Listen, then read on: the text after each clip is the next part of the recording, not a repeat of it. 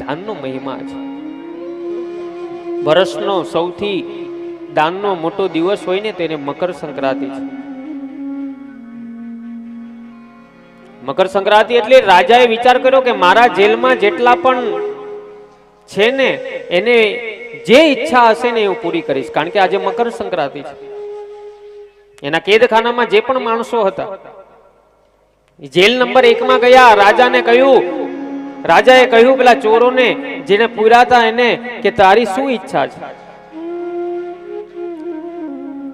એમાં એક કેદી હતો ને એ કહે છે કે રાજા, મારી એ ઈચ્છા છે કે તારા સિપાહીઓ છે ને એ મને જમવાનું બરાબર નથી આપતા. રાજાએ માણસોને કીધું કે આને જમવાનું સારું આપજો. બીજા નંબરના જેલમાં ગયા, કહ્યું કે બોલ તારી શું ઈચ્છા છે? બીજો કહે કે મને છે ને રાજા આ કેદખાનામાં અંધારું બહુ લાગે છે, કઈ પ્રકાશની વ્યવસ્થા કરજે. માણસને કીધું કે આને કઈ પ્રકાશની વ્યવસ્થા કરજે. ત્રીજા જેલમાં ગયા, ત્રીજાને કહ્યું કે તારી શું ઈચ્છા છે? ત્રીજો જણ એમ કે મને છે ને કોઈ પુસ્તક વાંચવા માટે મળી જાય ને તો મારો ટાઈમ પસાર થઈ જાય. ત્યારે માણસને કીધું કે આને કોઈ સારું પુસ્તક આપજો.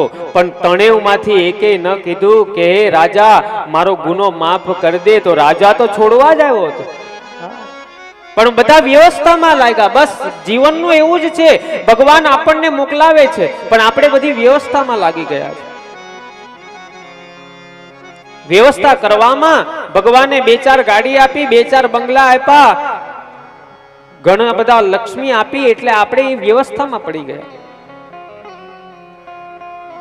પૈસાની સાથે ધર્મનું કાર્ય થાય ને એ સાચી લક્ષ્મી છે. સાચી લક્ષ્મી ધર્મના કાર્યમાં જે લક્ષ્મી વપરાય ને, લક્ષ્મીને શુદ્ધ કરવું હોય તો દાન કરવું પડે, શરીરને શુદ્ધ રાખવું હોય તો સ્નાન કરવું પડે, અને ઘરને શુદ્ધ રાખવું હોય તો યજ્ઞ કરવું પડે. કારણ કે યજ્ઞથી તમારી જગ્યા પવિત્રતા મળે. વર્ષમાં એક વખત પણ આપણા ઘરમાં નાનો એવો યજ્ઞ થવો જોઈએ.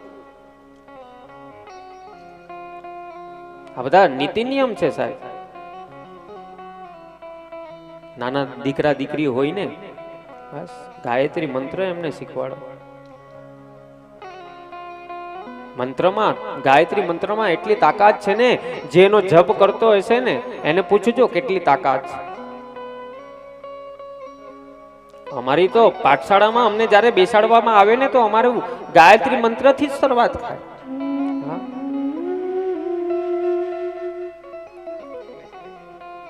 જેવા છોડ નાનો હોય ને એને તમે જેમ વાળો ને એમ વળે. એટલે નાના નાના દીકરાઓ દીકરી આપણા ઘરમાં હોય ને તો અત્યારથી જ એને ધર્મનું શીખવાડો.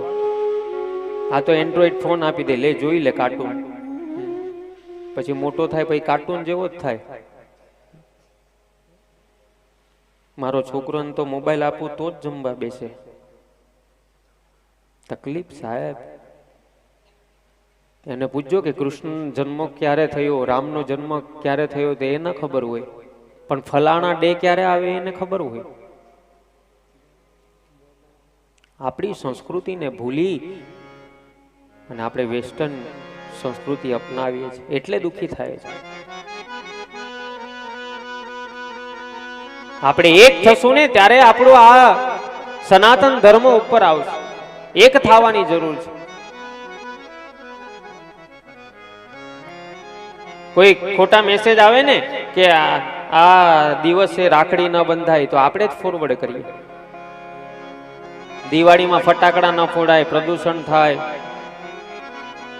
કોઈ ભગવાનની મસ્કરીનો મેસેજ કરે ને તો પાછા આપણે રાજી થાય, આપણે જ ફોરવર્ડ કરીએ. હારમાં આપણા ધર્મને પકડી રાખશો ને સાહેબ, કોઈ દિવસ દુઃખી થવાનો વારો નહીં આવે. દાનનો મહિમા છે.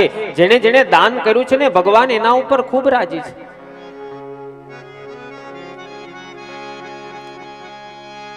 સાળંગપુર કે બગદાણા કે વીરપુરમાં કોઈ દિવસ તમે વિચાર્યું કે આજે અનાજ ઘટી ગયું એવું કોઈ દિવસ સાંભળ્યું? સાહેબ ક્યાંથી આવે છે, કોના પેટમાં જાય છે, એ તો આ જલારામ જાણે સાહેબ. જો એવું જ જો મનમાં હોય તો ખૂટી જતું હોય તો અન્નક્ષેત્ર નહીં ચાલતા હોય સાહેબ. 10 ગણું આપે. બસ હાથ લંબાવવાની કોશિશ કરો. હાથ દીધા તને સુપ્રીત કરવા અને દિલને દેવા દાન. જેના જીવનમાં દાન નથી કર્યું ને મરી ગયેલો સમાન છે. મેં 2 દિવસ પહેલા ચર્ચા કરી હતી. કઈ સત્કર્મ થતો હોય ને તો આપો સાહેબ. ભગવાન કોઈના ઋણમાં નથી રહેતું.